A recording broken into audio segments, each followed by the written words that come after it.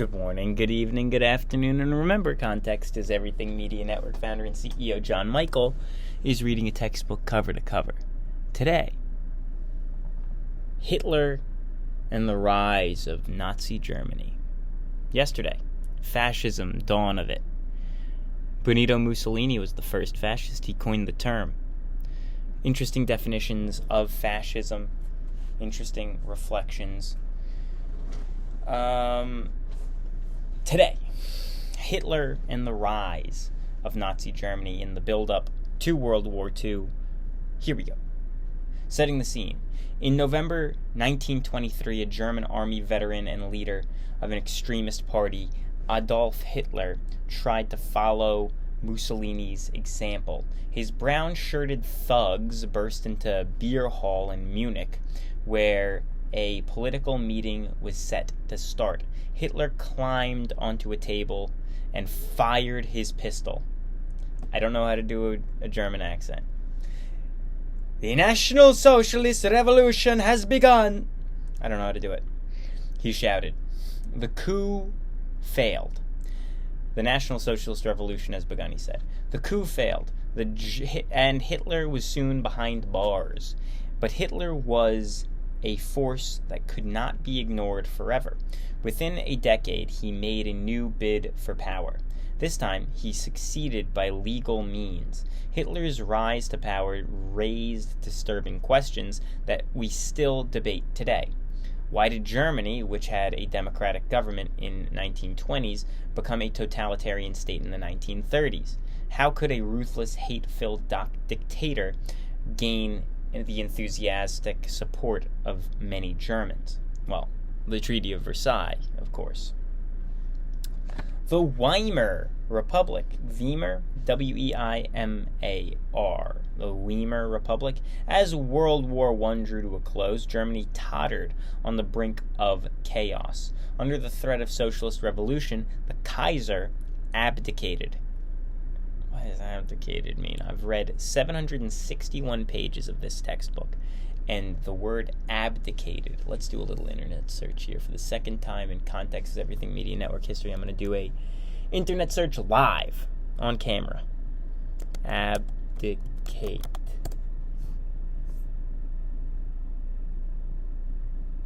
Oh, they're actually using the example of Kaiser Wilhelm himself that we're talking about right now here on the top of Google. Abdicate of a monarch, renounces one's throne. In 1918, Kaiser Wilhelm abdicated as German Emperor. Well, there you have it. Moving on. Moderate leaders signed the armistice later under protest, the Versailles Treaty. In 1919, German leaders drafted a constitution in the city of Weimar. It created a democratic government known as the Weimar Republic. The Constitution set up a parliamentary system led by Chancellor or Prime Minister. It gave women the vote and included a Bill of Rights. Struggle for the Republic. The Republic faced several problems from the start. Politically, it was weak because Germany, like France, had many small parties. The Chancellor had to form coalitions that easily fell apart. The government, led by moderate democratic socialists, came under constant fire from both the left and the right. Communists demanded radical change, like those Lenin had brought to Russia. Conservatives, including the old Junker nobility, military officers, and wealthy bourgeoisie, attacked the government as too liberal or weak. They longed for another strong leader like Bismarck or the Kaiser. Germans of all classes blamed the Weimar Republic for the hated Versailles Treaty, with its war guilt clause and heavy reparations. In the bitterness, they looked for scapegoats. Many blamed German Jews for economic and political problems. They should have just blamed the Treaty of Versailles being poorly written, because it completely crippled a nation, leading them to burn money for fire. What does it say here? German inflation. In 1923, runaway inflation caused prices in Germany to soar. Here, a housewife prepares to light her stove with several million marks as kindling. And there's a lady here with money ready to set it alight. That is because of not German Jews, as it says here, but because of a Treaty of Versailles, which was intended to create more turmoil. It couldn't have possibly been meant to make things better. Economic disaster fed unrest. In 1923, when Germany fell behind in reparations payments, France occupied the coal-rich Ruhr Valley, Ruhr. Germans turned to passive resistance, refusing to work. The support of the government printed huge quantities of paper money. This move set off inflation that spiraled out of control. The German mark became almost worthless. An item that cost 100 marks in July of 1922 cost from 100 marks to 944,000 marks by August 1923. A loaf of bread cost 10,000 marks. Tens of thousands of marks. Runaway inflation spread misery and despair. Salaries rose by billions of marks. That they still could not keep up with skyrocketing prices. Many middle-class families saw their savings wiped out. Now, it's something that doesn't work so exponentially, so profoundly. You almost think, how on earth do you get to a point where something works so poorly? It's crazy. Treaty of Versailles being the problem in question here.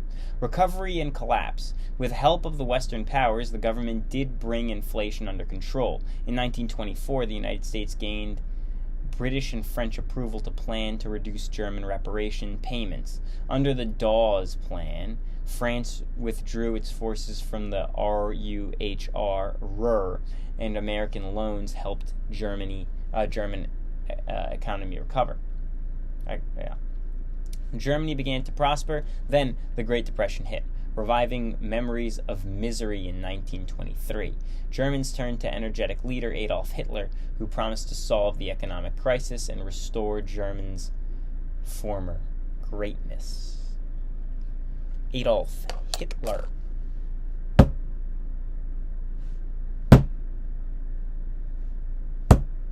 Hitler was born in Austria in 1889. When he was 18, he went to Vienna, hoping to enter art school, but he was turned down.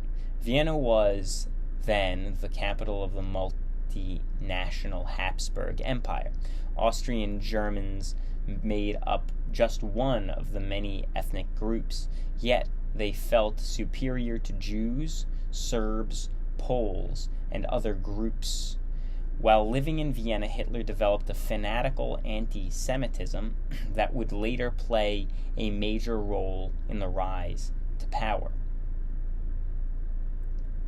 Hitler later moved to Germany and fought in the German army during World War I.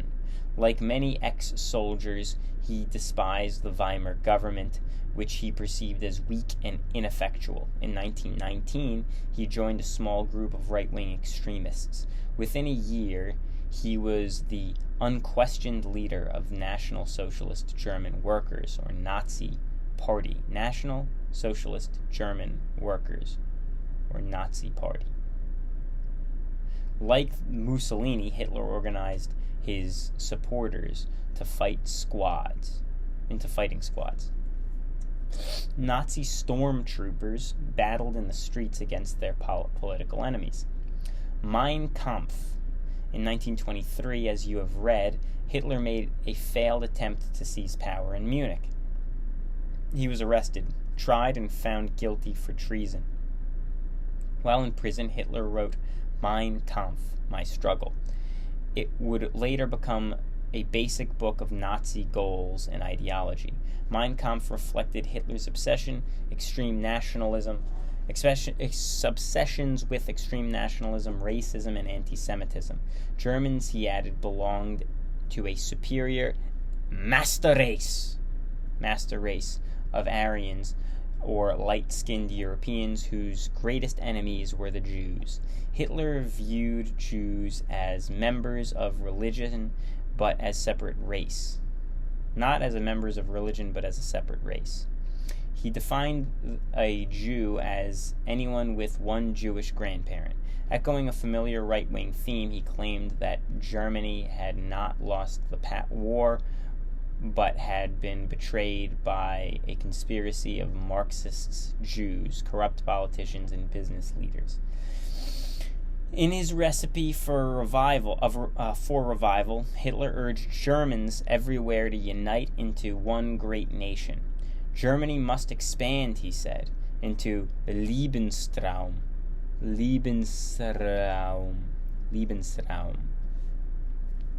or living space for its people. Slavs and other inferior races must bow to the Aryan needs. To achieve its greatness, Germany needed a stronger leader, a Führer. Hitler determined to become that leader. The road to power. After serving less than a year, Hitler left prison. He soon renewed his table-thumping speeches. He found enthusiastic followers among veterans and the lower middle class, Germans who felt frustrated about their future. The Great Depression played into Hitler's hands. As unemployment rose, Nazi membership grew to almost 1 million. Hitler's program appealed to workers in the lower middle classes, small-town Germans, and business people alike. He promised the end to reparations, to create jobs, and defy the Treaty of Versailles by rearming Germany. With the government paralyzed by division, both Nazis and communists won more seats in the Reichstag, or lower house of the legislature. Fearing the growth of communist political power, conservative politicians turned to Hitler. Although they despised him, they believed they could control him. Thus, the conservative support, Hitler was elected chancellor in 1933, through legal democratic means under the Weimar Constitution. Within a year, Hitler was master of Germany. He suspended civil rights, destroyed the socialists and communists, and disbanded other political parties. Germany became a one-party state. Nazi flag with their black swastikas waved across the country. Like Stalin in Russia, Hitler purged his own party, brutally executing Nazis he felt were disloyal. Nazis learned that Hitler, the Führer, demanded unquestioning obedience. Hitler's Third Reich. Once in power, Hitler moved to build a new Germany. Like Mussolini, Hitler appealed to nationalism by recalling past glories. Germany's First Reich, or empire, was the medieval Holy Roman Empire. The Second Reich was the empire forged by Bismarck in 1871. Under Hitler's new Third Reich, he boasted the German master race would dominate Europe for 1,000 years. Hitler soon repudiated or rejected the hated Treaty of Versailles. He began scheming to unite Germany and Austria. "Today, Germany belongs to us," sang young Nazis. "Tomorrow, the world."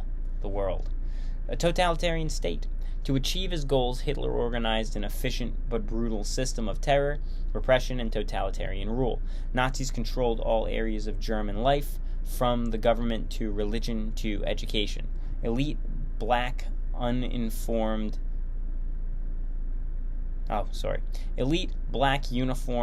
SS troops enforced the Führer's will.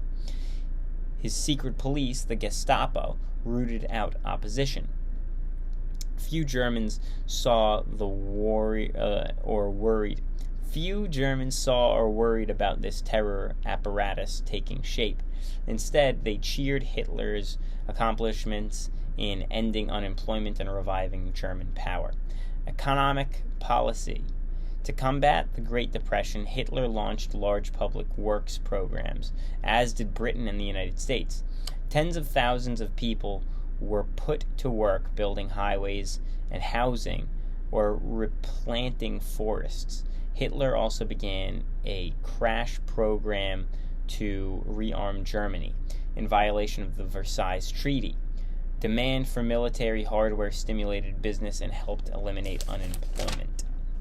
Like Mussolini, Hitler preserved capitalism but brought big business and labor under government control. Few objected to the loss of freedom because their standard of living rose. Propaganda highlighted the improvements. Strength through joy. I don't know how to do an accent. Programs offered workers vigorous outdoor vacations.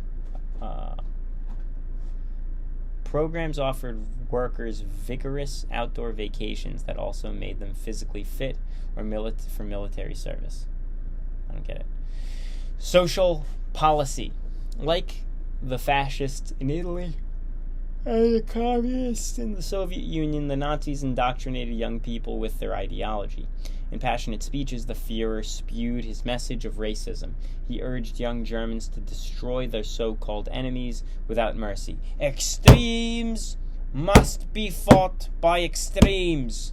Against the infection of Marxism, against the Jewish pestilence, we must hold aloft a flaming ideal, and if others speak the word of humanity, we must say the fatherland and only the fatherland. My New Order, Adolf Hitler. On hikes and camps, the Hitler Youth pledged absolute loyalty to Germany and overtook physical fitness programs to prepare for war. Like fascists in Italy, Nazis sought to limit women's roles. Women were dismissed from upper-level jobs, and turned away from universities. To raise the birth rate, Nazis offered pure-blooded Aryan women rewards for having more children. Still, Hitler's goal was to keep women in the home and out of the workforce, and this applied mainly to the privileged. As German industry expanded, women factory workers were needed. Purging German culture. Nazis used education and as a propaganda tool. School courses and textbooks were rewritten to reflect Nazi racial views. "We teach and learn history," said one Nazi educator, "not to say how things actually happened, but to instruct the German people from the past." That's interesting. I guess that's kind of what all textbooks do. The arts. The Nazis sought to purge or purify German culture. They denounced modern art, saying that it was corrupted by Jewish influences. They condemned jazz because of its African roots. Instead, the Nazis glorified old German myths, such as those recreated in operas of Richard Wagner. At huge public bonfires, Nazis burned books of which they disapproved. All Quiet on the Western Front was one of many works that went up in flames. The Nazis reviewed Remarque's novel as an insult to the German military. Nazism and the churches. Hitler despised Christianity as weak and flabby. He sought to replace religion with his racial creed. In an attempt to control the churches, the Nazis combined all Protestant sects into a single state church. They closed Catholic schools and muzzled Catholic clergy. Although some clergy supported the new regime and remained silent, others courageously denounced Hitler. Martin Niemöller, a Lutheran minister, preached against Nazi policies and was later jailed. He later commented, "The Nazis came first for the communists, but I wasn't a communist. So I didn't speak up. Then they came for the Jews, but I wasn't a Jew, so I didn't speak up. Then they came for the Catholics, but I was a Protestant, so I didn't speak up. And then they came for me. By that time, there was no one left to speak up. Martin Niemöller in Time magazine. Campaign against the Jews begins. In his fanatical anti-Semitism, Hitler set out to drive Jews from Germany. In 1935, the Nuremberg Laws placed several restrictions on Jews. They were prohibited from marrying non-Jews, attending or teaching at German schools or universities, holding government jobs, practicing law or medicine, or publishing books. Nazis beat and robbed Jews and roused mobs to do the same. Many German Jews, including the brilliant scientist Albert Einstein, fled the growing menace and sought refuge in other countries. Night of Broken Glass. On November 7th, 1938, a young Jew whose parents had been mistreated in Germany shot and wounded a German diplomat in Paris. Hitler used the incident as an excuse to stage an attack on all Jews. Kristallnacht, or Night of Broken Glass, took place on November 9th and 10th. Nazi-led mobs attacked Jewish communities all over Germany, shouting, "Revenge for Paris! Down with the Jews!" They smashed windows, looted shops, and burned synagogues. Many Jews were dragged from their homes and beaten in the streets.